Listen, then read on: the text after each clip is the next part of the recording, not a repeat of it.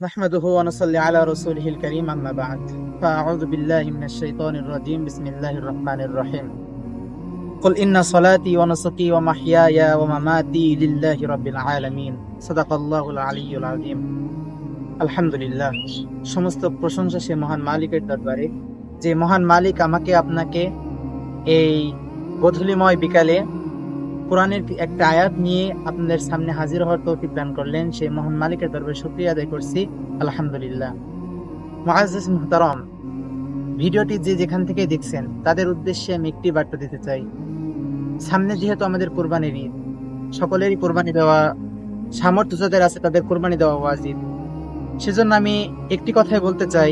আল্লাহ পাক রব্বুল আলামিন বলছেন, কুল ইন্না সলাতি, বলো, রাসূলকে নির্দেশ দিচ্ছেন, বলো নিশ্চয় আমার নামাজ, অনুসুকি আমার কুরবানি, ও মাহইয়া ও মামাতি লিল্লাহি রাব্বিল আলামিন, আমার জীবন আমার মরণ সব জগৎসমূহের প্রতিপালক আল্লাহর জন্য, আল্লাহর সন্তুষ্টির জন্য।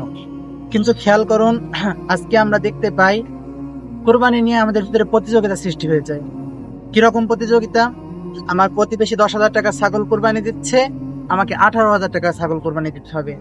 আমার প্রতিবেশী এই ছাগল কুরবানি দিচ্ছে, আমাকে গরু কুরবানি দিতে হবে। এরকম প্রতিযোগিতায় আমরা লিপ্ত হয়ে যাই। কিন্তু আল্লাহ রাসূল সাল্লাল্লাহু আলাইহি ওয়াসাল্লাম, আল্লাহ পাক রব্বুল আলামিন বলছেন, এই কুরবানি দিতে হবে কেবলমাত্র শুধুমাত্র আল্লাহর সন্তুষ্টির জন্য। যদি আমরা এই কুরবানি দ্বারা আল্লাহকে সন্তুষ্ট না করতে পারি, এই যে মানুষকে দেখানোর জন্য দামি টাকা দিয়ে এত টাকা দিয়ে গরু কিনলাম, আমাদের এত টাকা দিয়ে ছাগল কিনলাম, এই কুরবানি আমাদের জন্য কখনোই আল্লাহর কাছে পৌঁছাবে না।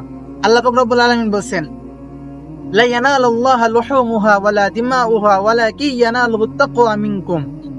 তোমরা যে কুরবানি করো, এই পশুর গোশত, রক্ত কিচ্ছু আল্লাহর কাছে পৌঁছায় না। আল্লাহর কাছে যেটি পৌঁছায় তোমাদের তাকওয়া, তোমাদের দিলের ভিতরে কি আছে, এটি আল্লাহর কাছে পৌঁছায়। সুতরাং সবসময় আমরা চেষ্টা করব, যারা কোরবানি দিচ্ছি আমরা চেষ্টা করব আমাদের নিয়তটা খালেস হওয়া দরকার। আমাদের নিয়তটা একটি নিয়ত হতে হবে, যেন আমি আল্লাহর সন্তুষ্টি, আমার এই কোরবানি দ্বারা যেন আমি আল্লাহর সন্তুষ্টি অর্জন করতে পারি। যদি এই নিয়ত থাকে তাহলে ইনশাআল্লাহ আল্লাহ পাক রব্বুল আলামিন আমাদের উপরে সন্তুষ্ট হয়ে যাবে এবং কোরবানিটাও কবুল হয়ে যাবে। আল্লাহ পাক রব্বুল আলামিন আমাদের সবাইকে এই কোরবানির বিষয়ে বেশিভাবে জানার এবং মানার তৌফিক দান করেন। সকলে বলে আল্লাহুম্মা আমিন। ওয়া আখিরু দাওয়ানা আলহামদুলিল্লাহি রাব্বিল আলামিন।